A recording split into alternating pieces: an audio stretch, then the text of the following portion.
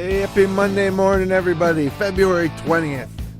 And Jim Seneca sitting in for the dog, H. Weber. He's out at his second job. Del Lago greeting folks coming in on the bus. It's a perfect job for him, and I know he's having a good time with it, but that means I'm sitting in this week. It's going forward. His show is going to be at 3 o'clock on Mondays, so he'll be hosting most regularly.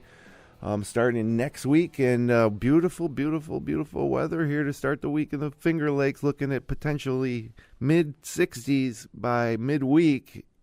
And when this kind of stuff happens, I start to think that winter's over. And hey, maybe it is. So I'm excited this morning to have Seneca Falls Recreation Department Director Jim Spina in studio with me. Jim, thanks for coming in. Glad to be here, Jim.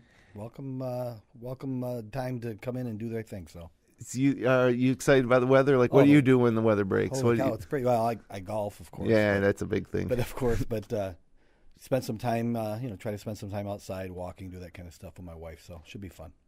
Yeah, it's changes everything about this time of year, and I don't mind winter until like end of January. Then I'm ready. So it's nice when it can get in the 60s in February. Yeah, I hate this time of year though. You get the teas going. I was telling my wife last night. She wants to open the windows and everything, all that stuff. I said, we're gonna get another blast. It's coming. That. Oh yeah, and it could come as late as end of April. You're never out of the woods really until middle of May. Hope that doesn't happen. No. So yeah, it's everybody's in a good mood with the weather like this, and the other sign of spring is that high school basketball section will start this week, and and then it's kind of a progression. The world of sports does such a good job, I think, at getting us from season to season, and the toughest one is waiting for winter to end, but it makes it easier because you got high school basketball sectionals, then you got March Madness, then you got the Masters, opening day of baseball, and then it's on. Right. You move right through it fairly quickly. I'm a huge football nut, so for me it's just trying to get the football season again. But I love the March Madness is great. And, of course, baseball season's great too. So then you get everything outside. You don't care what's on TV anymore anyways. So. Right. Yeah, and it's a different type of viewing schedule in the spring and summer months for sports. I watch a lot more of the recap shows like SportsCenter or Baseball Tonight maybe, at night than I do in the winter because I watch, you fashion your whole Sunday around football or your whole Saturday around for you Clemson and Syracuse football. And then Syracuse basketball gets you through the winter with those, although it's different now in the ACC. I used to get used to like the Monday night games and the Saturday games. Now, like last night, they played at 6:30, and I guess let's talk about that. They go down to Georgia Tech, the Syracuse basketball team, and they've lost 2 straight after getting themselves right back into the hunt. And it's just hard to believe that the same team that I'm watching for most of that game is, the same team that beat Virginia, at home, or that beat all these top 10 teams. Georgia Tech's not a terrible team, but we looked terrible last night. You can't help but wonder, Georgia Tech's got to come back here.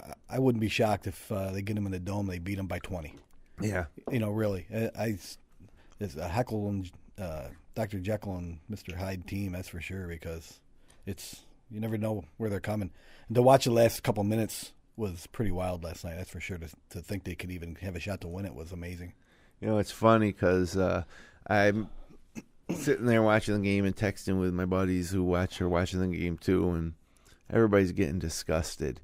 And with about, I don't know, maybe it was 4 or 5 minutes left, they got down 13. I said, okay, now they're down 13. Now it's in their wheelhouse. Yeah, now they're going to come back, and they're either going to win or lose at the buzzer at this point. But the frustrating thing is, like, why can't they, when the game starts, just pretend that they're down 15 with 2 minutes to go, because I bet you, and it would be an interesting thing to do, to go back over the course of the season and see how much they've outscored their opponents when they've been down 10 or more under 5 minutes. Right. I bet you it's an amazing number. It's probably off the charts. Makes you wonder, too, and it's probably, obviously, it speaks to their depth or maybe their lack of it or Jim's lack of confidence in it.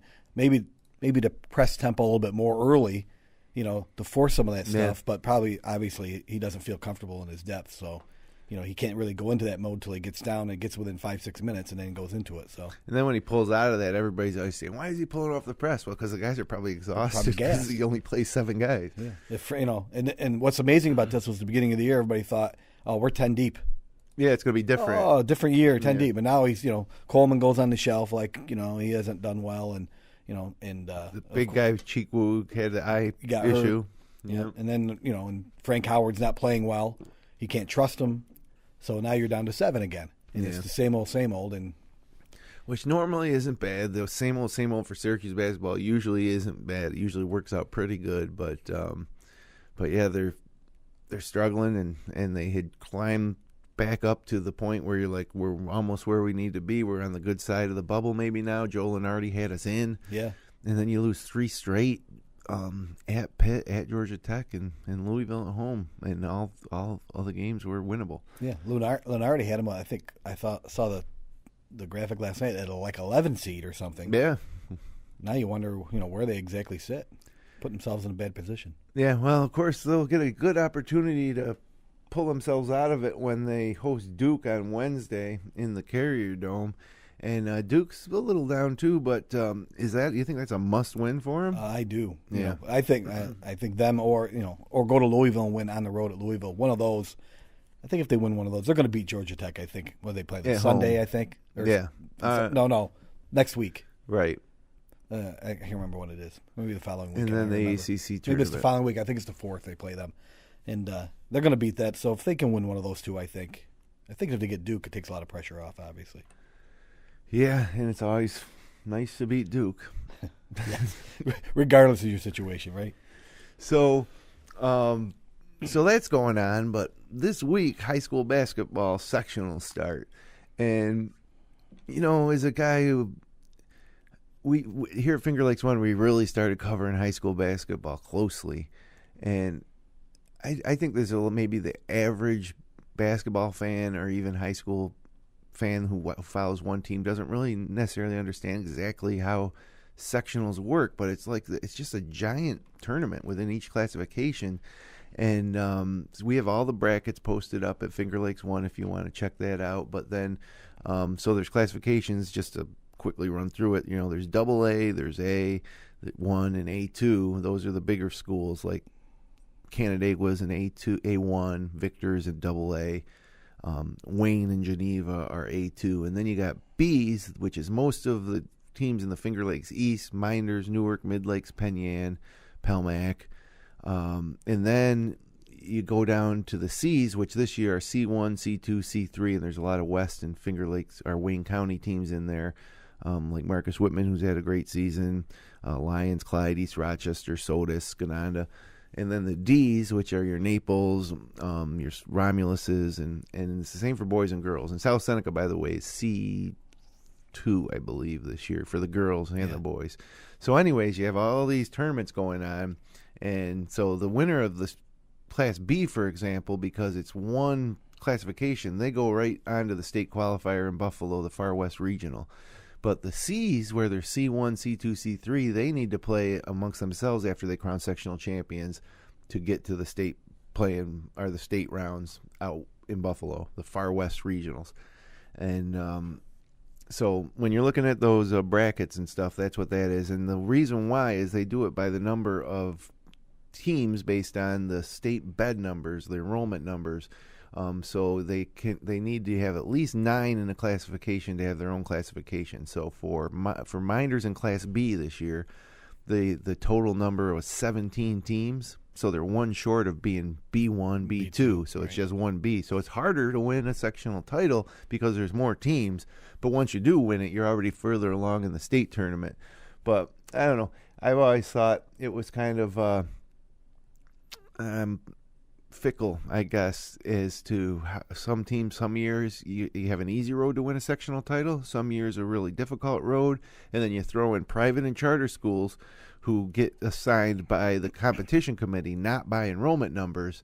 So that's kind of arbitrary. So for Marcus Whitman, who had a great season at 16-3. They have North Star Christian in their bracket, which is a really, really good team. And for Minders, they have Early College, which is a really athletic team who won the sectional title last year and returned everybody.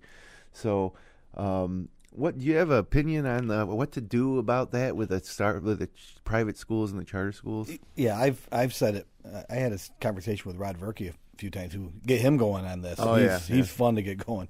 But I always thought make them play up regardless. They're out recruiting and pulling in different kids. Make them play up. I know it doesn't help a large school, private school. The Aquinas and all those people of the world because most of them they're playing up anyways. Mm-hmm. But at least they're playing into divisions that have similar type athletes, similar type choices of athletes. They have multiple sports.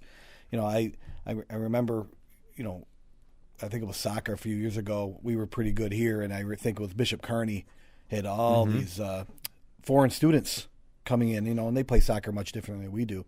I always just thought it was unfair, But where do you do it? There's not enough of them to have their own thing. So I think the best thing you can do is make them go up, play at a level higher up, and turn them loose. Yeah, whatever you do, not gonna make everybody happy. No, there's no perfect way. Yeah. But unfortunately, but it's the unfortunate part is you got some kids that have played the sport their entire life and they got a really good team and they got a good chance to go and win a sectional title, something they'll remember forever. And they instead of running into a Newark or a Mid Lakes or a school which in their competitive realm, they come up with this arbitrary charter school. Yeah, I think part of the problem too is we've devalued league championships. Oh, yeah, all big these years. time. We've really devalued them. Yeah. I mean, you think about what Miners has done just in the Finger Lakes East, being the small school. Yeah. And in the running, if not won it the last how many years, to go play the Newarks and the Genevas and the Waterloos and the Petnier, all the teams that are much bigger than them. And, picture Geneva and Newark who are historically, and Wayne, who's A2, loaded with athletes. Mm-hmm. But Geneva, Newark, and Wayne, Geneva and Newark especially, are historically strong basketball programs, and we always hold our own for sure and go up there and do the thing. And we devalue that league championship too much. So now you have to win a sectional title if you want to feel, vindicated in your program and your process. Yeah, and so two things about that. One is. If Finger Lakes won, we really like to prop up the league championships because that gives us something to have a storyline during our regular season of webcasting and all that.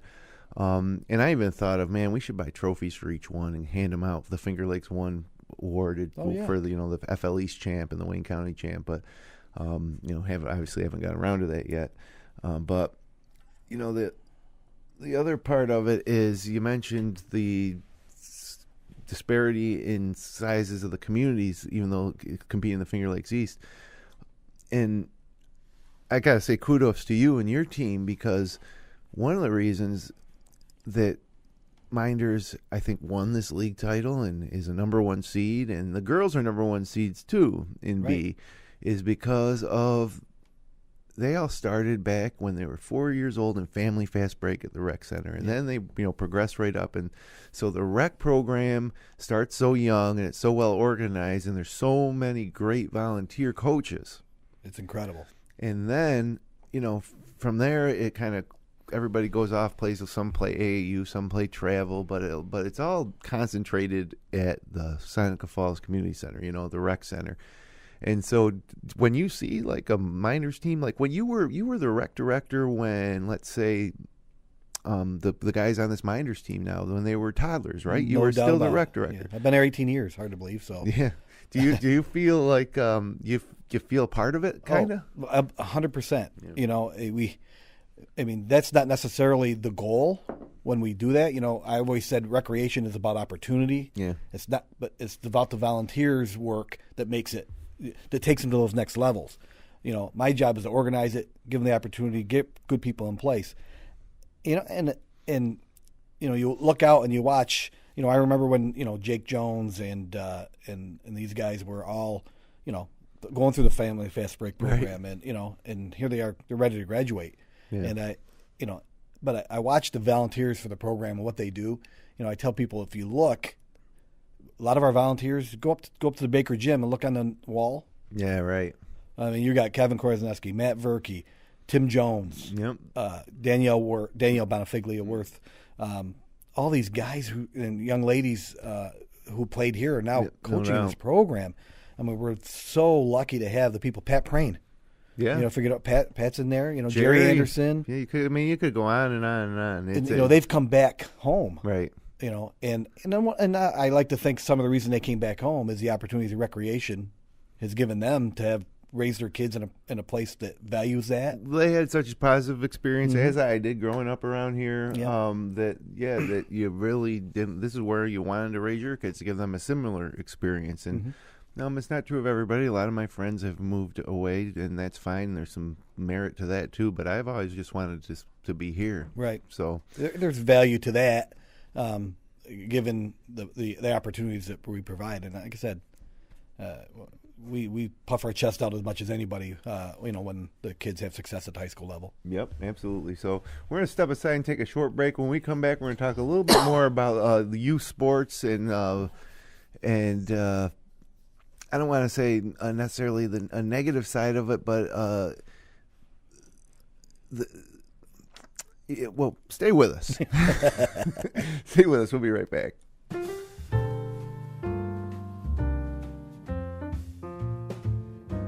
Cayuga Lake National Bank. Visit Bill Ryan and his team for all of your banking needs. Offices in Union Springs and Aurora, a fine sponsor of this show for over 30 years. DA Liquor on Bridge Street in Seneca Falls. Amy Padula and her team will find the right spirit for you every time. When you stop in, tell Amy the dog sent you. Steve Wadhams and Wadhams Enterprises, your local employer of choice. Proud supporter of Weber This Week and local athletics. Fill out an application at wadhams.com. The Gould Hotel welcomes you to come out and enjoy the revitalization of this historic downtown Seneca Falls landmark. Every Wednesday is Ladies' Night with special price drinks and half-priced appetizers. Learn more at thegouldhotel.com. The Omen Theater on William Street in Lyons. See what's playing this week at omentheater.com. Located off New York State Thruway Exit 41, the McGee Diner has earned their reputation as a popular family restaurant, serving country fresh home-cooked meals daily. Stop in for breakfast, lunch, or dinner, and check out their menu at mcgeediner.com. Del Lago Resort and Casino will feature a luxurious 205-room hotel, several restaurants ranging from casual to fine dining, and a 2,500-capacity entertainment venue called The Vine. The casino will have 2,000 slot machines, 75 table games, and 10 poker tables. Visit www.dellagoresort.com. Seneca Metals is an award-winning company that has earned a reputation of going above and beyond to protect the environment and support their community. As an EPA inspector once said, their operation is head and shoulders above the rest. The Seneca Falls Country Club, awesome 18-hole layout, open to the public, and a 12-month payment plan for members. Check out SenecaFallsCountryClub.com. And the Newark Pilots of the Perfect Game Collegiate Baseball League, a minor league team with a major league ballpark. Season ticket packages available at NewarkPilots.com. And the Wilson Press in Seneca Falls. My good pal Rich Rickey and his team can handle all of your printing and mailing needs. Visit them online at wpress.com. Rich Rickey and Wilson Press, a fine sponsor of Weber This Week. All right, welcome back inside the FingerLakes1.com studios on a spring-like Monday morning here, end of February, and sectionals kick off this week. I want to really quickly tell you what our plans are for the upcoming days. Tuesday, it looks like we're going to go do a Red Creek Sodas game. It's an 11-6 game matchup of a couple Wayne County teams. Sodas Spartans having a great season. They're the only team in Wayne County to beat Clyde, Lyons, and ER. And so Danny Johnson and company up there in Sodus. We're hoping to come see you tomorrow night on a game that'll be on FL1 radio and then restreamed with full video the next day. And then it looks like Friday night it's going to be Mid Lakes. If Mid Lakes beats Attica in the opening round tonight, they'll play Newark on Friday, and we'll be there because Mid Lakes has really given Newark some trouble. They beat them a couple weeks ago. Yes, they have. And so Newark's a 2 seed, and everybody's keeping their fingers crossed for that potential Minders Newark final. It could end with a Mid Lakes win. So hoping to maybe be there. Now, if Mid Lakes happens to lose to Attica, we would instead then go to Lions in Class C2 and do Lions will be hosting the winner of Byron Burgeon and Canisteo Greenwood. And Byron Burgeon's pretty good. That could be a good ball game. And with Lions, that's a team that could win their 18th consecutive or their 18th sectional title in school history, or they could lose to Byron Burgeon at home. So that'll be one that we're looking forward to. And then Saturday afternoon, the Minders girls will be in action at 2 o'clock in the afternoon in Seneca Falls, and we'll hope to be there too. So that's our first week schedule, and then beyond that, we got to see what teams win, what teams lose, but certainly looking forward to it. You got a busy schedule. So Jim Spina here with me, Seneca Falls Parks and Recreation Director in studio. We're talking sports, all sorts of stuff here. We got about 8-9 minutes left, and I was wondering, I knew you were coming in, Jim, this weekend. When I was wondering what we'd talk about, I figured we'd touch on the Syracuse basketball and maybe some other stuff, but and I don't want this to be taken the wrong way, but I want to talk about the parents with the youth sports. And I'm a parent, and my daughter's in 5th grade right now, so she's playing travel basketball, and we had a game in Palmyra yesterday, and it was close. It went to overtime, double overtime, and we had a buzzer beater shot, and it was great. The girls loved it, but the intensity level was way too high for 5th and 6th grade girls, and it was brought on by the parents, whether they're, and I'm not naming any names, and some of them are my friends, and I keep the book for that team, so I'm on the opposite side, or maybe I'd get pulled into it too. But either way, there's a lot of talking to referees, like you missed that call, or that was a travel, or how could you call that a foul, and then there's just a lot of intensity that, to the point where some of these girls, cry after they make mistakes and stuff. And, I like it to mean something even at that level, but it just seemed to me that we're sitting here at 9 a.m. at the Palmyra Community Center watching a basketball game, and it's just way too much. Is that something that you guys see at the rec department a lot? And is it something you try to mitigate a little bit? Yeah, we do. It's been going on forever, Jim. You know that. But it seems to be amped up over the last few years. I think a good chunk of that has come from the amplification, so to speak, of AAU, right? Travel soccer, where every parent looks at their child now that has a little bit of ability and thinks maybe we can turn this into a cash cow later on for college or whatever. Everybody's Division I. Right. And it's hard to, we can try to train that out of people's heads, but when you're looking at your child who has a little bit of talent or a lot of talent, you automatically you start the ball rolling. We all do it. We all wonder. And when a child gets out and does a little bit more than you expect, well, all of a sudden now you think it's being it's going to parlay into an opportunity later. And we try to talk to our coaches to handle it. We want our coaches to set examples and to have team meetings about proper behavior on the floor. But we've had trouble with our own group. We've had, and sometimes specific groups that there's nothing we do. It's just we got to hope the officials handle it well, throw them out of the gyms when they need to, and get to them. It's a problem that's not going away. We just got to hope we can soften it a little bit. Yeah, and I understand it too. And I got a story where a few weeks ago my daughter's team was in an overtime game, really close, and it was that type of atmosphere. And the coaches, who are great friends of mine, decided not to play her at the end of the game. And so I'm sitting there thinking, do you think that my daughter would help the team if she was in there right now? And a part of you wants to see your kid perform in that environment, and see how they do. Maybe they're the one that hits the shot or gets the steal.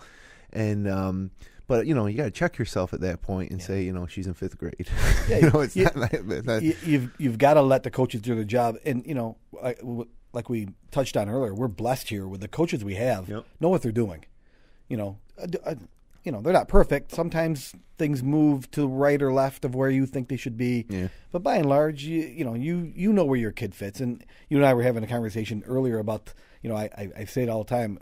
I say it to my staff and different people that basketball really kind of is the devil's game because of the way it's set up.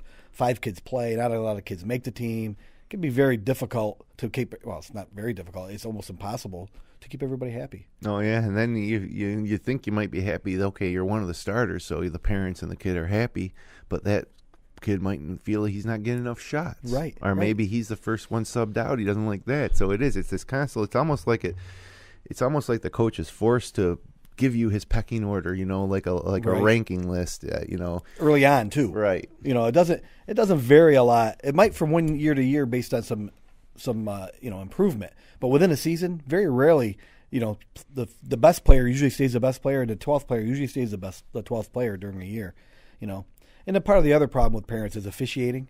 You go to these gyms, we have different officials that go through different levels of experience, and most of our parents try to tell them, you look out at that official when you go to Waterloo or you go to Geneva, they might be making $25-$30 for an hour and a half of listening to screaming. Yeah, right. For $30, and we're blessed here. We have Tom Marino, who's a Section 5 and Section 3 official, one of the top-rated girls officials. Right. We have guys like Dave Baker and Brian DeMillo and Jerry Anderson comes on. They all know what they're doing, and they do a good job. But that's what's funny too is like even. My relatives that come to see my daughter play after the game will say, "Can you believe that ref missed the call?" I said, "That ref, what the ref was last night? He was reffing a Class AA girls game, and you know where he was last year? He was at the Blue Cross Arena, So you're not going to get better refs for 5th and 6th grade. So please don't yell at the refs during game. And what's the worst part about it is that it sends a really bad example to the kids, and then you find the kids start questioning the refs. Right. And that's the worst part of it. If the kids keep hearing the crowd yelling at the ref, then they start to want to yell at the ref, or they start wanting to blame the fact that they lost on the ref. So it's just a small, I don't even want to say black eye, because it's just a small negative to something that is generally so positive. And it really reflects, I think, more so on young girls than the boys. The girls tend to be a little more sensitive or emotional to that type of thing. And my daughter loves basketball, and I credit her coaches for making her love basketball. But at first she didn't like it as much as soccer. And the reason why is because in soccer, you're out there on the big field, you're playing with your friends, there's some separation. Basketball, the parents are like right there, and those kids can hear everything. So I just remember that when you're watching the game, that you're not watching and say whatever you want at the varsity games at the gym. Get rowdy, yell at the refs if you want. That's one thing, but youth sports, I think people need to take a step back and number one, realize winning and losing at that level is not that important. And number two, if things aren't going your way, then use that to teach your kid to try to work harder to get better. Well, especially at those younger levels, I try to tell people it's the first time many of them have put Seneca Falls or Minders across their chest. Right. And so it's a new experience for them. And it's a really good opportunity. We have problems with we don't cut it. This experience. We don't cut at the younger levels for travel. If you want to go represent our community, go. And I've taken some flack over that philosophy, but I always say, one, I don't want to cut a 5th grade kid. Okay. Yeah. 2, we don't know who's going to develop. You really don't. You think you might, you don't. It's not our job. And, I tell the story all the time. The current seniors at Minders Academy, Jake Jones, Brett Anderson, those guys involved, when they were in this level in 5th and 6th grade, 15 kids on that team. Yeah. 15. And Tim Jones was coaching them, and I think they went 12-4. They had a really good season. And part of the problem was the playing rules kept them from, sometimes you have to play, your 15th player. Yeah, better. Other teams only keeping 10. Yeah. Other places will cut. And I try to tell everybody, relax, because by the time they're in the high school level, that'll thin out on its own. Mm-hmm. And we'll still have developed all the best players without cutting them. Let the school do that job. And sure enough, look where they're at. They're 19-1 as seniors when they were 15 strong, 6 years ago. And so, just try to keep those philosophies and keep parents to understand there's a process and there's a reason why we do it. Just relax, let them play, let the coaches coach. Things usually work out. Yeah, and we'll see how well they work out for all these local high school teams over the next couple weeks here. So sectionals is a lot of fun time of year, and that's getting started. We're going to have all your coverage here at Finger Lakes One, including a lot of live games and a lot of video replays of games and a lot of interviews on our podcast and all that. And the most fun thing is, who knows where we'll be. 2 years ago, I think it was 2 years ago, we ended up going to Glens Falls with the Lions. Last year, we ended up going to Hudson Valley with South Seneca Lady Falcons. So who knows where we'll be this year? That's the exciting part. You guys must look forward to that as well. Sure. And I say this every time I come on, but I thank you. And I think you guys don't get enough credit to keep the kids, front and center. I said this to Harold all the time. When I was in high school, you couldn't wait. We used to tape the audio of WSFW, and you couldn't wait to Saturday morning, get home and put it in the cassette and play it back. Hear what they said. Yeah, as a kid, that's really important to you, and it's fun, and I don't think you get enough credit, and I think you should get a lot more. Well, I appreciate that, Jim, and the nice thing about it nowadays is, like, I don't know if you have any of those old cassettes still laying around, if they didn't disintegrate. Yeah, I do. But now everything we do, it's there forever. Yeah, right. So that's the really cool thing. That's an extra level of motivation to think that, when that kid hits that last second shot, that they'll be able to come back 60 years from now and show their grandkids. Kelly Kohlberger from yesterday. That's right. That's right. The video you put up for the buzzer beater for the fifth and sixth grade girls team. So. Yeah, our fifth, sixth grade had a good game, and Kelly Kohlberger, one of the girls on the team, hit a last second shot, sent it overtime. And I watched that over and over again. I put it on Facebook, so if you can find it on my account on Facebook, you can watch it. But I watched it over and over again and watched every single girl's reaction individually, and where they did during the play and what they did when the shot went in. It was just a lot of fun because those girls, we've been with them now since they were 4 years old in soccer, basketball, lacrosse, and so it's nice to care about them all. It's a great group, and I'm just pleased my daughter gets to have that type of interaction. You also got to watch Coach Worth's reaction in the screen as she jumped. Yeah, that's right. Yeah, paid attention. You can see Danielle get excited when the ball went in. Yeah, so. She loves it, and she makes the girls love it. Yes, she does. That's there's a lot of different things that you do as coaching. At that level, I think as important as anything is just make the kids like the sport. So that's the biggest job. So, well, Jim, we've already gone a little bit over here. I enjoyed talking to you about this stuff, and I'm sure it won't be the last time you're back up here. Anytime. Love coming. Just down the street, right? You got it. So enjoy the weather and enjoy the high school basketball, and let's go Cuse, please. Please. Let's get this thing going again. Yeah, win Wednesday against Duke, right? Right, Jesus. Just take care of it. So the dog will be back next Monday at 3:00. I should know his guess, but I'm drawing a blank. But he'll have somebody up here. I guarantee you, probably a pretty good one. And so hey, for the dog, I'm Jim Sinacropi. For Jim Spina, have a great week. Enjoy the weather and enjoy some high school basketball this week on Finger Lakes One. We'll see you soon.